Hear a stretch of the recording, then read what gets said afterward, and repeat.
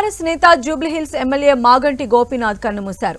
హైదరాబాద్లోని ఏఐజీ ఆసుపత్రిలో చికిత్స పొందుతూ మాగంటి తుదిశ్వాస విడిచారు. కొద్ది రోజులుగా ఆసుపత్రిలో చికిత్స పొందుతున్న మాగంటి గోపీనాథ్ ఉదయం 5:45 తుదిశ్వాస విడిచారు. ఈ నెల 5న గుండెపోటుతో ఏఐజీ ఆసుపత్రిలో అడ్మిట్ అయ్యారు. పరిస్థితి విషమించడంతో అప్పటి నుంచి వెంటిలేటర్పై ఉంచి చికిత్సను అందించగా ఇవాళ ఉదయం కన్నుమూశారు. మాగంటి గోపీనాథ్ రాజకీయ ప్రస్థానం టీడీపీలో మొదలుపెట్టారు.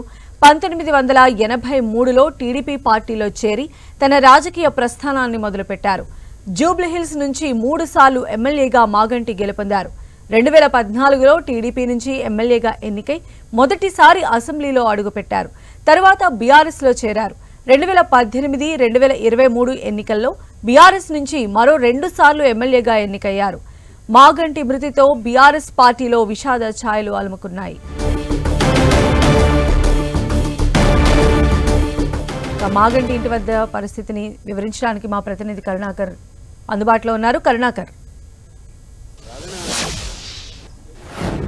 సంధ్య కాసేపటి క్రితమే జూబ్లీహిల్స్ ఎమ్మెల్యే మాగంటి గోపీనాథ్ పార్థివ దేహాన్ని మాదాపూర్లోని నివాసానికి తీసుకొచ్చారు. కాసేపటి క్రితమే మాజీ మంత్రులు కేటీఆర్, హరీష్ రావు, బీఆర్ఎస్ పార్టీ ముఖ్య నేతలంతా కూడా ఇక్కడికి చేరుకున్నారు. మనం చూస్తున్నాం ఈ తెల్లవారుజామున 5:45 మాగంటి గోపీనాథ్ మరోసారి హార్ట్ అటాక్ రావడంతో చనిపోయిన పరిస్థితిని మనం చూస్తున్నాం. కాసేపటి క్రితమే వైద్యులు కూడా ఆ మేరకు ధృవీకరించారు.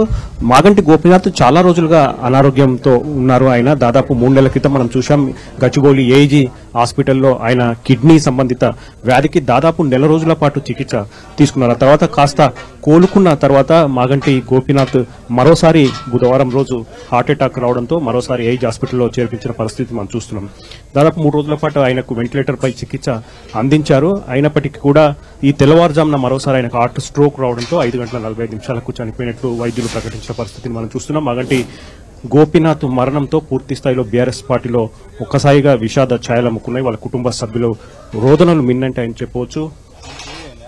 మాగంటి గోపీనాథ్ ఎప్పుడైతే చనిపోయారన్న వార్త తెలుసుకునేంబడే బీఆర్ఎస్ అధినేత కేసీఆర్ కూడా తీవ్ర దిగ్భ్రాంతి వ్యక్తం చేశారు. మాగంటి గోపీనాథ్ మరణం పార్టీకి, జూబ్లీహిల్స్ నియోజకవర్గానికి తీరని లోటు అని చెప్పి కేసీఆర్ అన్నారు.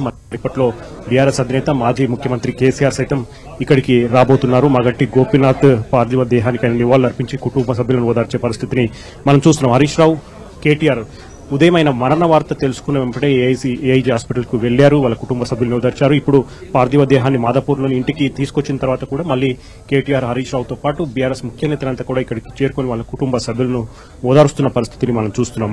మాగంటి గోపీనాథ్ అంత్యక్రియలు మధ్యాహ్నం 3-4 గంటల మధ్య ఫిలింనగర్ మహాప్రస్థానంలో జరిపేందుకు ఏర్పాట్లు చేస్తున్నారు. మనం చూస్తున్నాం. మొత్తం మీద మాగంటి గోపీనాథ్ మరణం బీఆర్ఎస్ పార్టీలో తీవ్ర విషాదాన్ని ఛాయలు చోటు చేసుకున్న పరిస్థితి మనం చూస్తున్నాం. జూబ్లీహిల్స్ నియోజకవర్గ కార్యకర్తలు కావచ్చు, మొత్తం వాళ్ళంతా కూడా పెద్ద ఎత్తున ఆందోళన, ఆవేదన వ్యక్తం చేస్తున్న పరిస్థితిని మనం చూస్తున్నాం. సంధ్య, కరుణాకర్, అయితే ఆయన పార్థివ దేహాన్ని చూసేందుకు అంటే కార్యకర్తలు కూడా పెద్ద ఎత్తున తరలి రావచ్చు కదా, ఎంతసేపు ఆయన పార్థివ దేహాన్ని ప్రజల సందర్శనార్థం ఉంచే అవకాశం ఉంటుంది?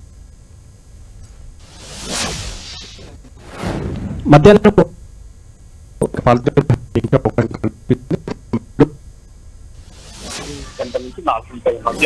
మహాప్రస్థానంలో మాగంటి గోపీనాథ్ అంత్యక్రియలు జరిపేందుకు ఏర్పాట్లు చేస్తున్న పరిస్థితిని మనం చూస్తున్నాం. కేసీఆర్ దాదాపు 10 గంటల నుంచి 10:30 మధ్య ఇక్కడ మాదాపూర్ మాగంటి గోపీనాథ్ నివాసానికి కేసీఆర్ వచ్చి మాగంటి గోపీనాథ్ పార్థివ దేహానికి నివాళులు అర్పిస్తారు. ఆయన కుటుంబ సభ్యులను ఓదారుస్తారు. మొత్తం మీద మాగంటి గోపీనాథ్ మరణం పట్ల ఒక్కసారిగా బీఆర్ఎస్ శ్రేణులన్నీ కూడా దిగ్భ్రాంతి వ్యక్తం చేస్తున్న పరిస్థితిని మనం చూస్తాం. ఎందుకంటే మాగంటి గోపీనాథ్ సుదీర్ఘంగా రాజకీయాల్లో ఉన్నారు. ఆయన టీడీపీలో రాజకీయ ప్రస్థానం మొదలుపెట్టారు. 1983లో ఆయన టీడీపీలో పార్టీలో చేరి రామారావు అభిమానంతో ఆయన టీడీపీ పార్టీలో చేరి టీడీపీ పార్టీలో అనేక పదవులు ఆయన తెలుగు రాష్ట్రాలు, సమైక్య ఆంధ్రప్రదేశ్ లో తెలుగు రాష్ట్ర యువత అధ్యక్షుడిగా పనిచేశారు. హైదరాబాద్ టీడీపీ అధ్యక్షుడిగా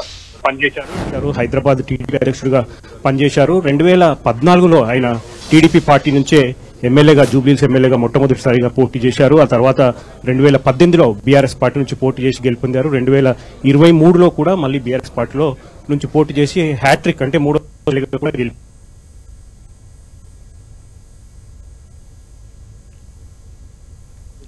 మాగంటి గోపీనాథ్ 1963 జూన్ 2న జన్మించారు.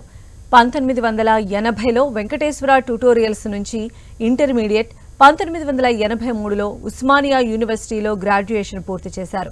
గోపీనాథ్కు సునీతతో వివాహం జరిగింది. వీరికి ఒక కుమారుడు, 2 కుమార్తెలు ఉన్నారు. మాగంటి గోపీనాథ్ 2014, 2018, 2023 శాసనసభ ఎన్నికల్లో జూబ్లీహిల్స్ నియోజకవర్గం నుంచి వరుసగా గెలుపొందారు. 1985 నుంచి 1992 వరకు తెలుగు యువత అధ్యక్షునిగా పనిచేసిన మాగంటి 2014 ఎన్నికల్లో టీడీపీ తరపున బరిలోకి దిగారు. తన సమీప మజ్లీస్ పార్టీ అభ్యర్థి అయిన నవీన్ యాదవ్పై 9,000కు పైగా ఓట్ల ఆధిక్యంతో తొలిసారే విజయాన్ని రుచి చూశారు. ఆ తర్వాత బీఆర్ఎస్లో చేరి 2018 ఎన్నికల్లో కాంగ్రెస్ అభ్యర్థి విష్ణువర్ధన్ రెడ్డిపై విజయం సాధించారు. గత ఎన్నికల్లోనూ మరోసారి జూబ్లీహిల్స్ నుంచే పోటీ చేసి కాంగ్రెస్ అభ్యర్థి అజారుద్దీన్పై గెలిచి హ్యాట్రిక్ విక్టరీ సాధించారు. నియోజకవర్గంలో మాగంటి గోపీనాథ్ తెలంగాణ శ్వాసగా పనిచేసే బీఆర్ఎస్ జెండాను రెపరెపలాడించారు. పార్టీ కార్యక్రమాల్లో చురుకుగా పాల్గొంటూ నగరంలో కీలక నేతగా ఎదిగారు.